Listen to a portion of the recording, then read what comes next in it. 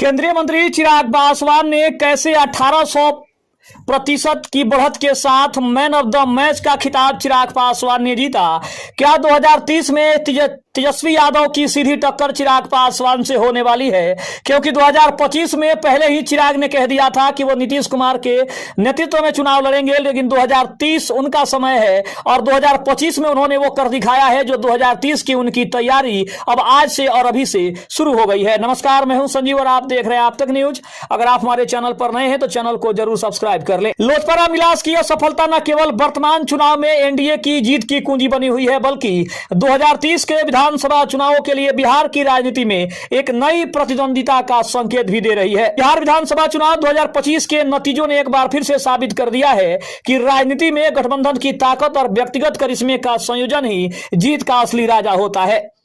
राष्ट्रीय लोकतांत्रिक गठबंधन ने 243 सीटों वाली विधानसभा चुनाव में 202 सीटों के साथ भारी बहुमत हासिल किया, जिसमें भाजपा को 89 सीटें, जनता दल यूनाइटेड को 85 सीटें और अन्य दलों को 6 सीटें मिली। लेकिन इस भव्य जीत के बीच एक नाम जो सबसे ज्यादा चमका वह है केंद्रीय मंत्री चिराग पासवान का। उनकी लोक जनशक्ति पार्टी रामविलास ने 29 सीटों पर चुनाव लड़ा और 19 सीट पर एक बड़ी जीत हासिल की। भाजपा और मुख्यमंत्री नीतीश कुमार की जनता दल यूनाइटेड ने अपने दम पर मजबूत प्रदर्शन किया, लेकिन असली किंग मेकर और गेम चेंजर के रूप में केंद्रीय मंत्री चिराग पासवान की लोक जनशक्ति पार्टी रामविलास रही। गठबंधन की रणनीति के तहत 29 विधानसभा क्षेत्रों में लोजपा रामविलास को टिकट दिया गया था, जिसने शुरू से ही राजनीतिक हलकों में उत्सुकता और चिंता दोनों पैदा की थी।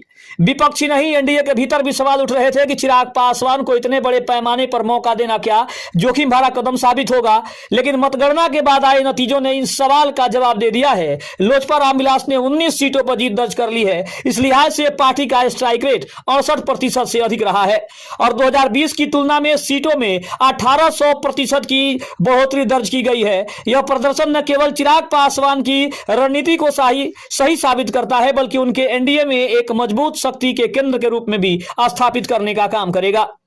लोजपा रामविलास को जिन 29 सीटों पर टिकट मिला था उनमें शामिल था गोविंदगंज, सिमरी बख्तियारपुर, दरौली, गड़खा, साहेबपुर कमाल, बखरी, परबत्ता, नाथनगर, पालीगंज, ब्रह्मपुर, डिहरी, बलरामपुर, मखदूमपुर, ओबरा, सुगौली, बेलसड़, मढ़ौरा, शेरघाटी, बोधगया, रजौली, गोविंदपुर, बोछा, बख्तियारपुर, फतुहा, बहादुरगंज, महुआ, चेनारी, मनेर और कस्बा। हालांकि मढ़ौरा सीट पर उम्मीदवार सीमा सिंह का नामांकन रद्द हो गया था, जिसके बाद पार्टी ने नया उम्मीदवार उतारने के बजाय गठबंधन में सहमति से निर्दलीय प्रत्याशी अंकित कुमार को समर्थन देने का फैसला किया था। 2021 में लोक जनशक्ति पार्टी के टूटने के बाद चिराग पासवान और उनके चाचा पशुपति पारस के बीच खींचतान खुलकर सामने आई थी।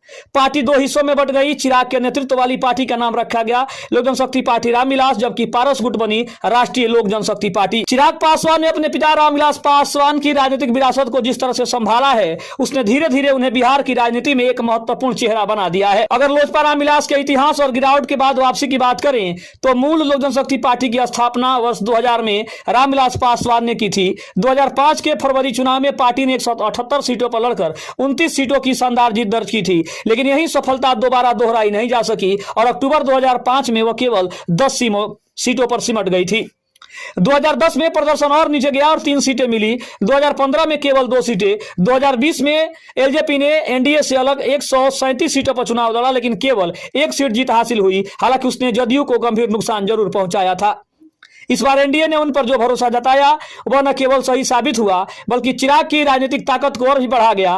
प्रधानमंत्री नरेंद्र मोदी से अपनी नजदीकी को उन्होंने स्वयं एक बार मैं मोदी जी का हनुमान हूं कहकर व्यक्त किया था और चुनावी नतीजे बताते हैं कि एनडीए ने उन पर जो दाव खेला वह पूरी तरीके से सफल रहा है। एनडीए के भीतर अब उनका कद और ज्यादा मजबूत हो गया है और माना जा रहा है कि आने वाले वर्षों में चिराग पासवान बिहार की राजनीति में एक निर्णायक भूमिका निभा सकते हैं। अब अगर बात करें 2030 में तेजस्वी यादव बनाम चिराग पासवान की, तो लोजपा रामविलास की सफलता न केवल वर्तमान चुनाव में एनडीए की जीत की कुंजी बनी है, बल्कि 2030 के विधानसभा चुनावों के लिए बिहार की राजनीति में एक नई प्रतिद्वंदिता का संकेत भी दे देती है। राजद के नेता तेजस्वी यादव और चिराग पासवान दोनों ही युवा चेहरे हैं, दोनों का अपना जनाधार है और दोनों ही बिहार की भावी राजनीति में शीर्ष पद के दावेदार माने जा रहे हैं। तो कहीं ना कहीं अगर देखा जाए तो चिराग पासवान और तेजस्वी यादव की सीधी टक्कर 2030 के विधानसभा चुनाव में होगी, जब ये दोनों युवा आमने सामने होंगे। एक तरफ मुख्यमंत्री के रूप में चिराग पासवान प्रबल दावेदार होंगे, तो वहीं दूसरी तरफ तेजस्वी यादव मुख्यमंत्री के प्रबल दावेदार होंगे, और तब ये जो टक्कर होगी वो काफी कांटे की होगी। और तब देखना दिलचस्प होगा कि इन दोनों युवाओं के बीच में कौन किसके ऊपर भारी पड़ेगा और कौन इस मुख्यमंत्री की कुर्सी संभालेगा। खबर कैसी लगी कमेंट में जरूर बताइएगा। तब तक के लिए धन्यवाद। जय हिंद, जय भारत।